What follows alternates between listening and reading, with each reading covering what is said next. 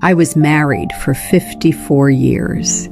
54 years to a good man named James.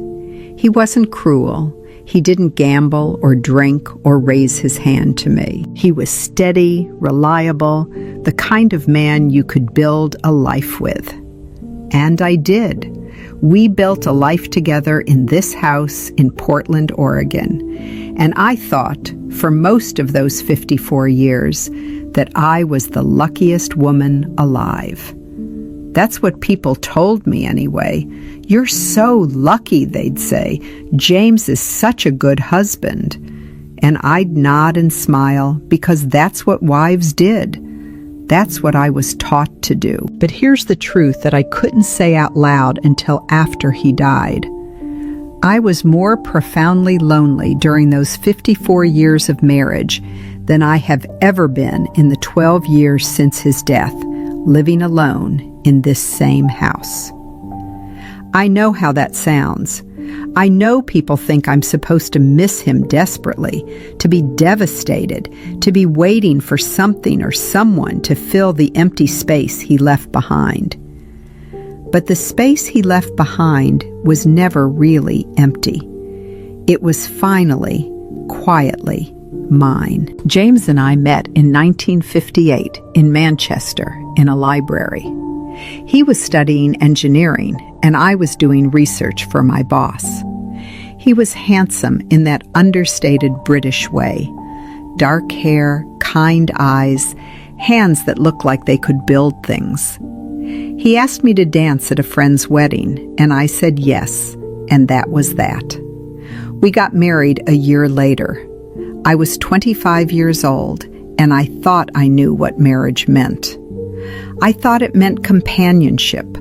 I thought it meant being seen. What it actually meant was becoming invisible. Not all at once. It happens slowly, like the way the light fades at dusk in England. You don't notice the exact moment it happens, but suddenly it's dark. James was a good husband in the way that mattered to the outside world. He provided, he was faithful, he came home every evening, he never forgot our anniversary. But he didn't see me, not really, not the way I needed to be seen. I would try to tell him things, important things, small things. I'd tell him about a book I was reading, about something that frightened me, about a dream I'd had, about something I wanted to do with my life. And he would listen in that polite British way we were both taught. He would nod. He would make appropriate sounds. And then he would turn back to his newspaper or his television program, and I would be alone again, even though he was sitting right next to me on the sofa. The loneliness of marriage is different from the loneliness of solitude. When you're alone, you're alone. You accept it. You make peace with it. You learn to be your own company. But when you're married and lonely, you're constantly aware of the contradiction. You're surrounded by another person, and you're still invisible. You're supposed to be happy because you're not alone, but you are alone, which means you're failing somehow. You're failing at marriage. You're failing at being the kind of wife who is satisfied with what she has. So I stopped trying to be seen. I stopped talking about the things that mattered to me. I learned to be quiet in a different way than the British quiet I was raised with. I learned to be quiet in the way of someone who understands that her words don't matter. I managed the household. I raised our 3 children. I was a competent wife. I was not a happy one, but competence was what was asked for.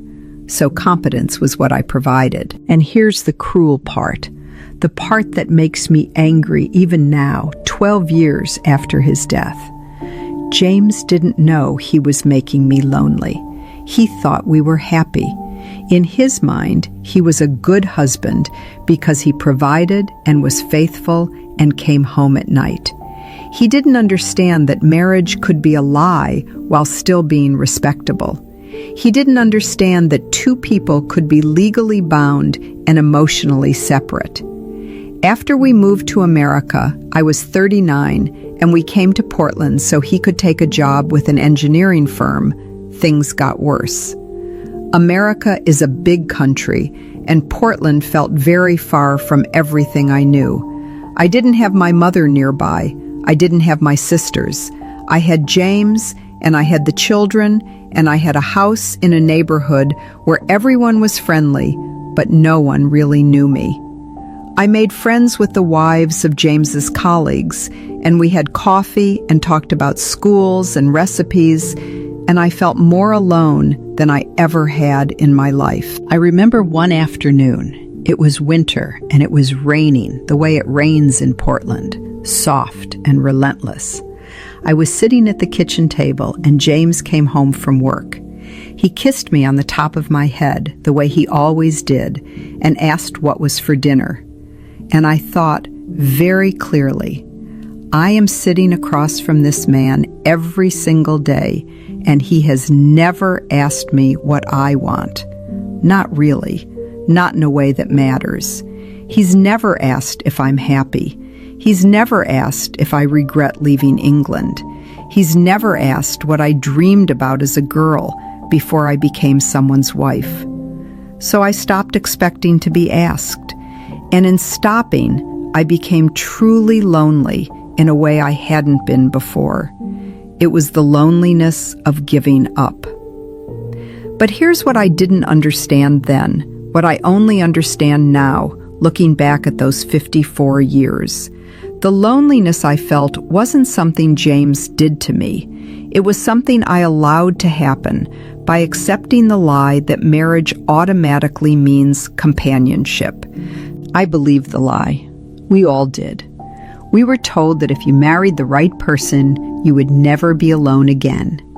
And when you were alone, despite being married, you blamed yourself. You thought you were too demanding, too needy, too complicated.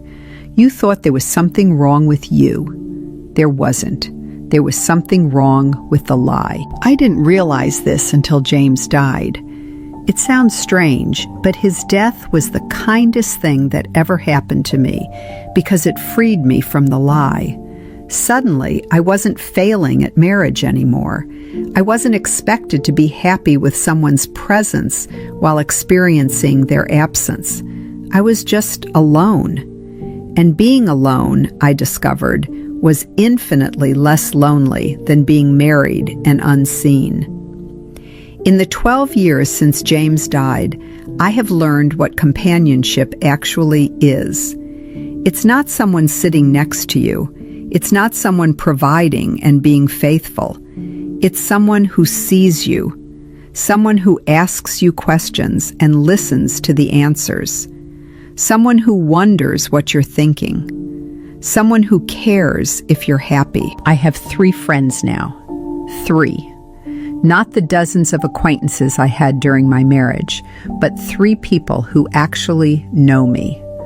One of them is a British woman who moved to Portland about the same time I did. We sit in coffee shops and talk about what it means to be British women in America, and we laugh about the things that confuse us, and we admit the things that frighten us. Another is a woman from my book club who realized I wasn't just being polite when I said I didn't want to go to certain events. I actually didn't want to go. The third is my daughter Maggie, who lives in Boston and calls me every 2 weeks, and we talk about books and life and the fact that our family was never as close as it appeared to be from the outside. These 3 friendships, these 3 genuine connections, are worth more to me than 54 years of being in the same room as someone who loved me but didn't see me. Do I miss James? Sometimes. I miss the routine of him. I miss the way he would hold my hand while we watched television. I miss having someone to make breakfast for. But I don't miss the loneliness. I don't miss the lie. And that's the thing about widowhood that people don't understand when they're offering their condolences. Sometimes losing someone is actually a relief. Sometimes being alone is actually less lonely than being married. The world doesn't like to hear this. It's not romantic. It's not the story we're supposed to tell. We're supposed to grieve and mourn and eventually remarry or accept our solitude with grace and a little bit of sadness. We're not supposed to say, "I was happier alone than I ever was married." We're not supposed to admit that the companionship we were promised was a lie. But I'm 91 years old, and I've learned that lies are most dangerous when everyone believes them. When we all nod and pretend that marriage is automatically companionship, we condemn lonely wives to feel like failures. When we tell women that they should be grateful for a husband who provides and is faithful, even if he doesn't see them, we teach them that their needs don't matter. When we insist that widowhood is worse than a bad marriage, we erase the experiences of women who know the truth, that you can be married and utterly alone, and you can be alone and utterly not lonely. I'm not saying marriage is always a lie. I've seen marriages where two people actually see each other, where companionship is real. My youngest daughter, Elizabeth, has that kind of relationship with her husband. I watched them together, and I understood that what I had with James was missing something essential. But I had made my choice, and I lived with it, and I survived it. And now, in my final years, I have something James and I never had. I have peace. I have the quiet company of my own thoughts. I have 3 real friends. I have this house that is entirely mine. I have my own routine, my own schedule, my own life that doesn't require me to be anyone except myself. If you're married and you feel lonely, I want you to know that you're not failing. The lie is failing. You are not the problem. And if you're a widow or widower who feels relief instead of devastation, please don't let anyone make you feel guilty about that. Grief is complicated. Relief is allowed. 54 years I spent trying to be seen by someone who loved me but couldn't quite look. 12 years I've spent being seen by no one but myself. And I would give up 50 more years of marriage to keep these 12 years of solitude. That's the truth about marriage that no one tells you when you're young and in love and convinced that someone else is going to complete you. Sometimes the person you marry isn't the person you need. Sometimes the lie is bigger than the love. Sometimes the loneliest place in the world is the one you share with someone else. But sometimes, and this is the part that matters, sometimes you survive it. Sometimes you get out. Sometimes you find yourself alone at 91 in a house in Portland, Oregon, thousands of miles from where you were born, and you realize that you're finally, completely, exactly where you need to be. Thank you for sitting with me while I said this out loud. If you want to sit with me again, I'll be here. I'm always here now. And for the first time in my life, that doesn't feel like a sentence. It feels like freedom. Tomorrow I'll be 92. And I'll make my tea in the morning, and I'll read my book, and I'll take my walk around the neighborhood, and I'll feel the sun on my face. And I won't feel lonely for a single moment. Not because I found someone to fill the silence, but because I finally learned to love the silence myself. That's what widowhood taught me. That's what marriage couldn't. I hope you'll come back and listen again. There's so much more I want to tell you about what I've learned in these 91 years, about the things I regret and the things I'm grateful for, and the lies we tell ourselves to survive. But for now, I just want you to know, if you're lonely inside a marriage, you're not alone in that. And if you're alone and you're not lonely, don't let anyone convince you that's something to be ashamed of. Take care of yourself, especially when you're the only one you have.